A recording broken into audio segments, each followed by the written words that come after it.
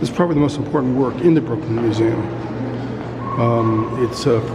There were two of these. One was winter, the other one was summer. This one was obviously winter. It was done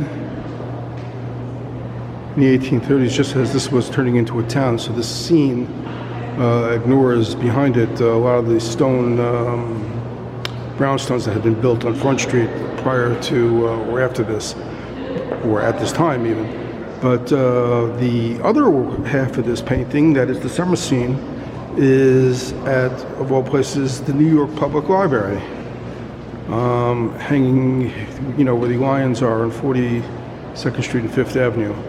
But this is an extraordinary piece.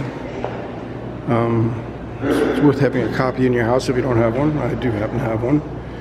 It's in the tradition of Dutch landscape painting, urban landscape painting of the time period, and it does a pretty good job of recording what was life for the city of Village, or the village of Brooklyn at this time period, including, you have here the freed slaves, and then you have here the dogs, and then if you look over here you'll find the pigs.